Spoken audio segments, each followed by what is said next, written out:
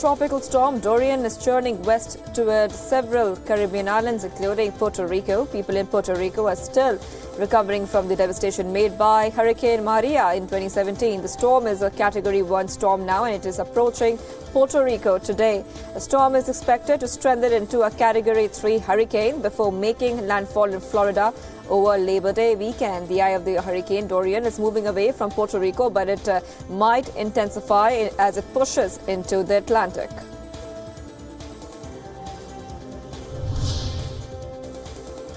Hurricane Dorian wreaked havoc in the Virgin Islands of the United States. The hurricane caused heavy rains and strong winds in the area. Dorian is moving away from the U.S. territories now, threatening parts of the Bahamas. Residents of the northern Gulf Coast of Florida and Georgia are advised to take necessary precautions.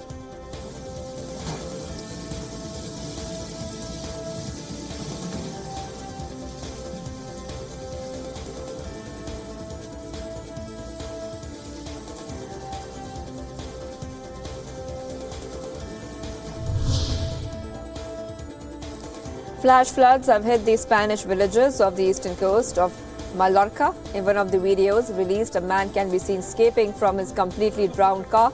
The driver had to swim through the flooded streets. The state's Met Department has said that more torrential rains can be expected before the end of summer.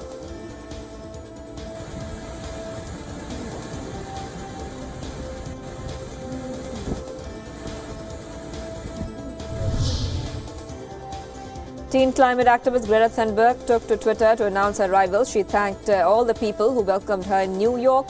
Thunberg arrived after sailing across the Atlantic Ocean for the past 15 days. Thunberg has been sailing to New York to speak at the UN Climate Action Summit on 23rd of September. She traveled on a zero-emissions sailboat to reduce the environmental impact of her journey.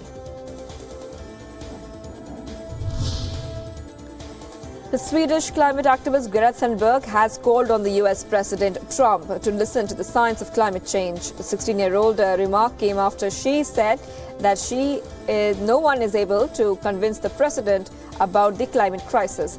Trump has denied the existence of climate change on multiple occasions.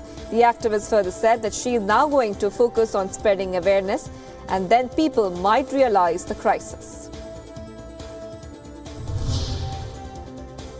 U.S. President Donald Trump's administration forced asylum seekers to wait in Mexico, but the wait has now evolved into sweeping rejections of all forms of migrants. The move seems to benefit both the governments, which has targeted unauthorized migration. The U.S. border gives each returned migrants a date for an immigration court hearing, but the guards at U.S.-Mexico border do not seem to follow the protocol. The migrants who fear being persecuted if returned to Mexico are also sent back.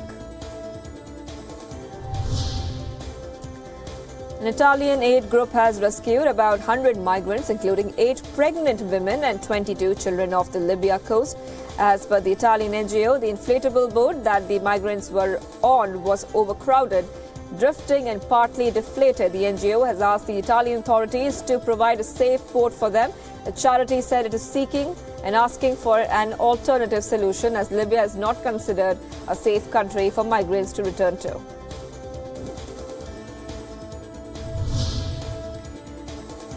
Police in Virginia apprehended a naked 18-year-old after an intense manhunt following the killing of 2 women and a child. One of the women was the wife of minor league baseball pitcher Blake Bivens.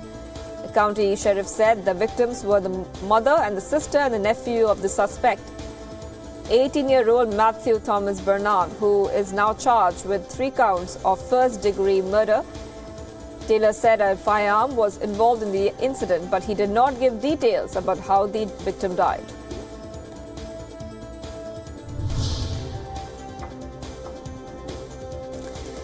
At least 25 people have been killed in a bar in South Mexico. Another 11 have been badly injured in the blaze in the bar attack in the port city of Coatzacoalcos.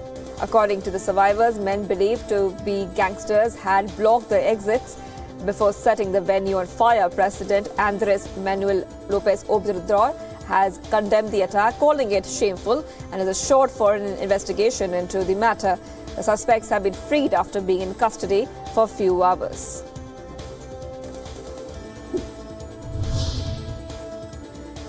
Government-led airstrikes pounded rebel-held areas in Syria. The strikes have killed at least 9 civilians. The forces hit Marat al-Numan, that has led to evacuation of thousands of people from the area.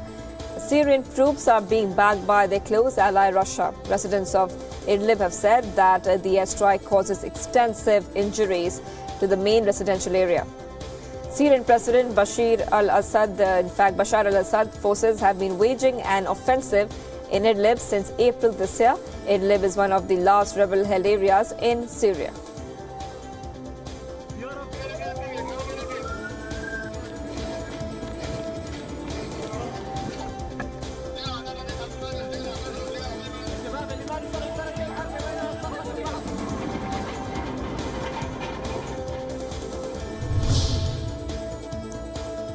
Turkish President Tayyip Erdogan has held talks with the US President.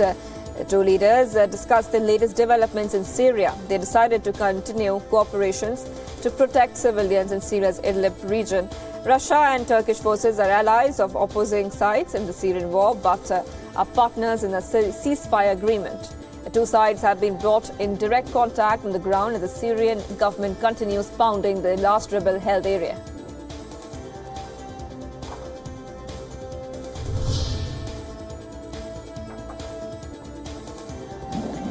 A U.S. Navy destroyer ship sailed in the disputed South China Sea on Wednesday. The ship sets its sail near a group of islands claimed by China. A U.S. Navy spokesperson said that the operation was conducted to challenge excessive maritime claims and preserve access to the waterways as governed by international law. The U.S. military has a long-standing position that its operations are carried out worldwide, including areas claimed by allies, and are separate from political considerations. Now, this latest move by the U.S. is likely to further anger China amidst the growing tensions between the world's two largest economies.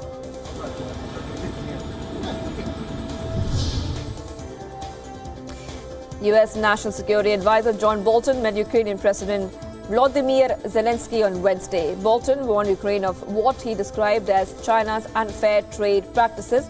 There have been reports of a possible takeover of Ukrainian company Motorsich by China. Bolton said that such deals were a sovereign matter of Ukraine, but he also made it clear that Washington disapproved of any such acquisition.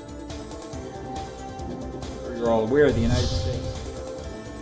The Chinese President Xi Jinping met Uzbek Prime Minister Abdullah Aripov in Beijing on Wednesday. President Xi said that China highly valued its relationship with Uzbekistan. Xi talked of strengthening cooperation under the Belt and Road Initiative. The two sides also talked of deepening cooperation in sectors of trade, investment, high-tech and new energy. And during the visit, Aripov said that a wreath at the monument to the people's heroes at the Tiananmen Square.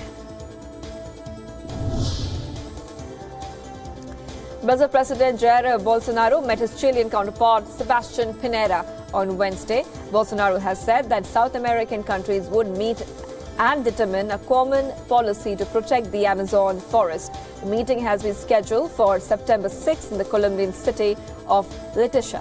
Bolsonaro also accepted Chile's offer of 4 aircraft to help tackle the sweeping fires in Amazon. Pinera backed Bolsonaro, saying that sovereignty of nations sharing the Amazons had to be respected.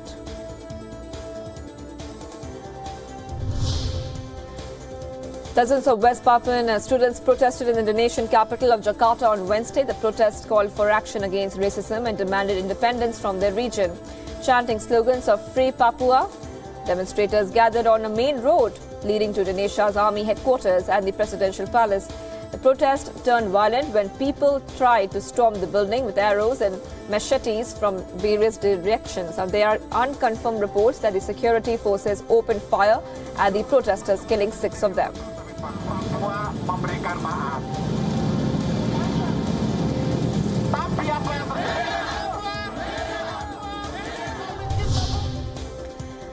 The British government's decision to suspend the parliament has met with protests from various sectors. Taking a jibe at the Prime Minister, a protester dressed as Boris Johnson himself. The protester appeared to dig a grave with a headstone reading, "R.I.P. British Democracy." The Queen approved the suspension till October 14th on request of Boris Johnson. A suspension of Parliament increased the chances of a no-deal Brexit. That again, look it up. Look it up. Here.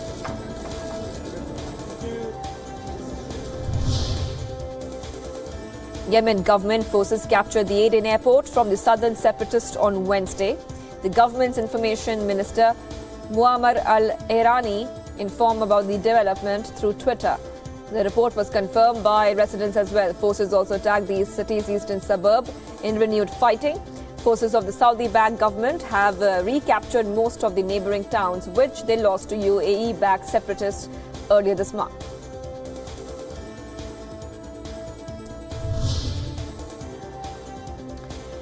Thousands of Palestinians took part in the funeral procession of the three Hamas police officers. Speaking at the funeral, Hamas deputy head Khalil al-Hayya hailed the police officers and called for God's blessings on them. The officers had died in the twins bombing in Gaza City. There are speculations that both the attacks were suicide bombings. Hamas's internal ministry said that a probe was underway in both the blasts.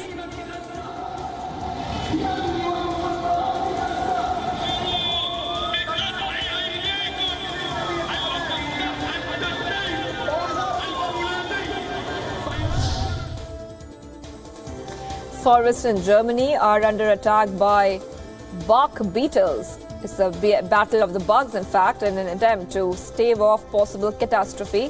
The army has been called in to defend the trees. The fast-breeding bark beetle is on the march, and the army is working against the clock to stall the beetle's larvae from developing. The bark beetle are aggressive and are known to invade and kill healthy trees.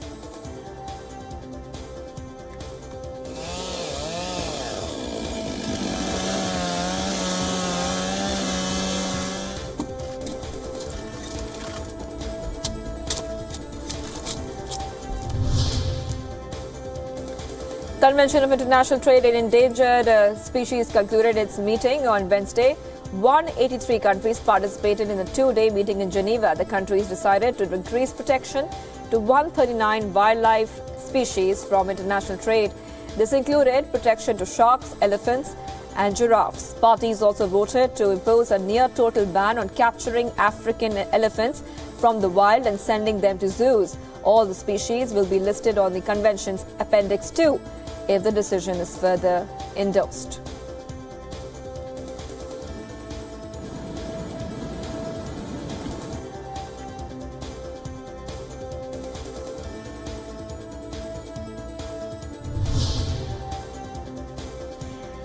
Tech giant Apple has issued an apology for its privacy policies. The company said that it has failed to live up to its high expectations. Apple was referring to a series of reports about human contractors listening to the commands given to it by customers. Apple has also announced several changes to Siri's privacy protection, change number 2, in case users decide to allow Apple to store their recordings. Then the company will only use its own employees for reviewing the data. Apple will no longer be using contractual human reviewers.